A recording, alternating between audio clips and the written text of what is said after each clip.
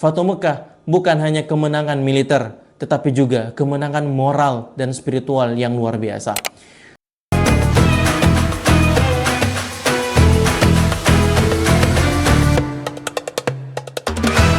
Assalamualaikum warahmatullahi wabarakatuh. Alhamdulillah, wassalatu wassalamu ala rasulillah, amma ba'd.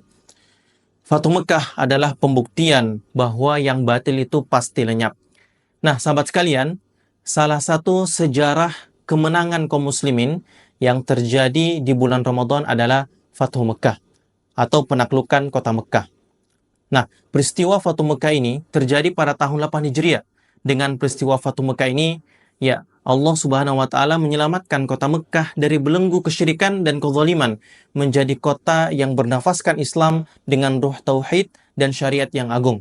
Sahabat sekalian, ternyata peristiwa Fatu Mekah ini ya diawali dari perjanjian damai antara kaum muslimin Madinah dengan orang musyrikin Quraisy yang ditandatangani pada nota kesepakatan Sulh Hudaybiyah pada tahun ke-6 Hijriah. Nah, termasuk di antara nota perjanjian adalah siapa saja diizinkan untuk bergabung dengan salah satu kubu, baik kubu dari Nabi maupun kubu dari orang kafir Quraisy Mekah. Nah, maka bergabunglah suku Khuza'ah di kubu Nabi SAW dan suku Bakar bergabung di kubu orang kafir Quraisy. Nah, suku Bakar inilah yang nantinya mengkhianati perjanjian dengan menyerang suku Khuza'ah. Sahabat sekalian, mendengar peristiwa itu, Rasulullah keluar Madinah bersama 10.000 sahabat yang siap perang. Beliau memberi Abdullah bin Ummi Maktum tugas untuk menggantikan posisi beliau di Madinah.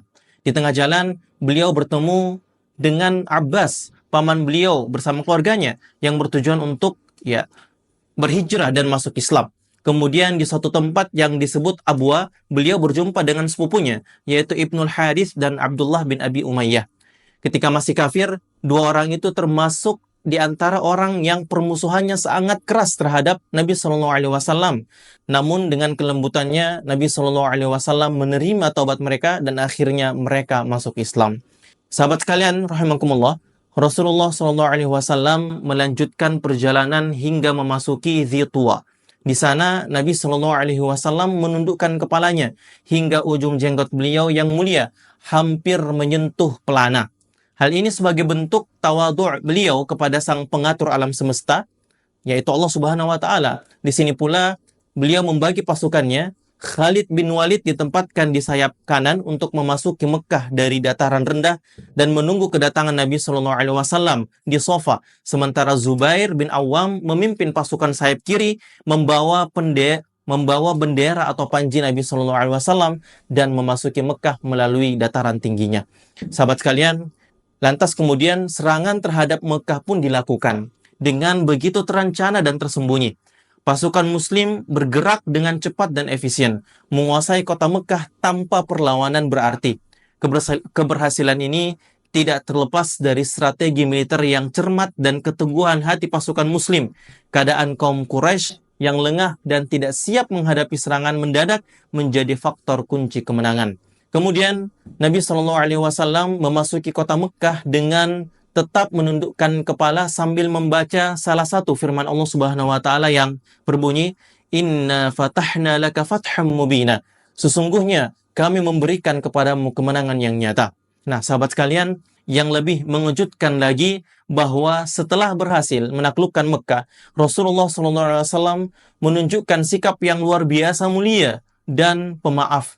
Beliau tidak membalas dendam atas perlakuan buruk yang pernah diterima dari kaum Quraisy. Sebaliknya, Rasulullah SAW mengumandangkan amnesti umum bagi seluruh penduduk Mekah, memberikan kesempatan bagi mereka untuk memeluk Islam dan tetap mempertahankan agamanya dengan jaminan keamanan dan perlindungan. Beliau berkata kepada penduduk Mekah, siapa saja yang masuk masjid, maka dia aman. Siapa saja yang masuk rumah Abu Sufyan, maka dia aman. Siapa saja yang masuk ke rumahnya dan menutup pintunya, maka dia aman. Sikap Rasulullah yang penuh kasih sayang dan pengampunan ini mengejutkan banyak pihak. Banyak penduduk Mekah yang terharu dan terkagum-kagum atas kemuliaan akhlak beliau. Hal ini menyebabkan banyak penduduk Mekah termasuk tokoh-tokoh penting kaum Quraisy masuk Islam secara sukarela. Fatu Mekah bukan hanya kemenangan militer, tetapi juga kemenangan moral dan spiritual yang luar biasa. Kemudian beliau lalu berjalan hingga sampai di Masjidil Haram. beliau tawaf dengan menunggang unta sambil membawa busur yang beliau gunakan untuk menggulingkan berhala-berhala di sekeliling Ka'bah yang beliau lewati. Nah, saat itu beliau membaca firman Allah Subhanahu wa taala, Ja'al haqqu wa zahaqal batil, innal batila kana zahuqa. Yang benar telah datang dan yang batil telah lenyap. Sesungguhnya yang batil itu adalah sesuatu yang pasti lenyap.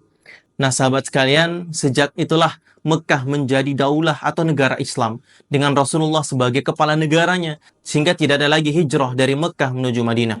Sahabat sekalian, kemenangan gemilang dalam Fatu Mekah ini diabadikan Allah Subhanahu wa taala dalam surah An-Nasr.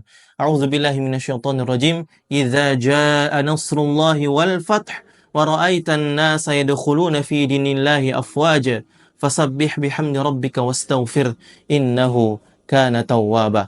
Nah, sahabat sekalian, surah An-Nasr mengajarkan kita beberapa hal penting, yaitu ayat pertama memberikan pesan bahwa kemenangan berasal dari Allah Subhanahu wa taala, bukan semata-mata hasil usaha manusia, tetapi merupakan pertolongan dan karunia dari Allah Subhanahu wa taala. Nah, ini menjadi pengingat penting agar umat Islam senantiasa selalu menggantungkan harapan kemenangannya hanya kepada Allah. Lalu ayat kedua, menggambarkan pemandangan yang menggetarkan hati, yaitu banyaknya manusia yang masuk Islam setelah Fatu Mekah ini, menunjukkan betapa besarnya pengaruh penaklukan atau pembebasan negeri-negeri dalam tersebarnya agama Islam dan beserta syariatnya yang agung. Sedangkan ayat ketiga memberikan panduan bagaimana seharusnya seorang mukmin merespon kemenangan, bukan dengan kesombongan, tetapi dengan bersyukur kepada Allah Subhanahu wa taala melalui tasbih dan istighfar atau memohon ampun, dan ini menunjukkan bahwa kesempurnaan hanya milik Allah Subhanahu wa taala. Sekian, assalamualaikum warahmatullahi wabarakatuh.